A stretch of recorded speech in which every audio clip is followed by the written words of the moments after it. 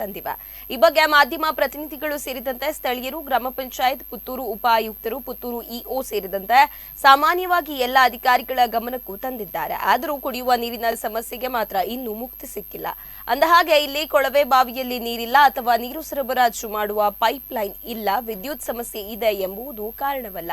ಬದಲಾಗಿ ಇದನ್ನು ಸರಿಯಾಗಿ ನಿರ್ವಹಿಸಿ ಜನರಿಗೆ ಸಮರ್ಪಕವಾಗಿ ಕುಡಿಯಲು ನೀರು ನೀಡಲು ಪಂಚಾಯತ್ ಮಾಡುವ ಅಸಡ್ಡೆ.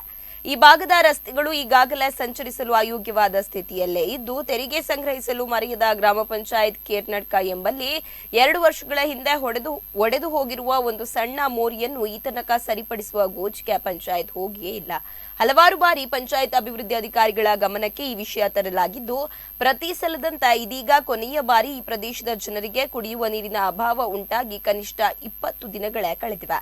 ಅಂದೇ ಈ ವಿಚಾರ ಪಂಚಾಯತ್ ಗಮನಕ್ಕೆ ತಂದಿದ್ದರೂ ಈ ತನಕ ಒಡೆದು ಹೋಗಿರುವ ಒಂದು ಸಣ್ಣ ಪೈಪ್ ಸರಿಪಡಿಸಿ ಕುಡಿಯುವ ನೀರಿನ ವ್ಯವಸ್ಥೆ ಕಲ್ಪಿಸಲು ಪಂಚಾಯತ್ ಮುಂದಾಗದ್ದು ವಿಪರ್ಯಾಸವಾಗಿದೆ.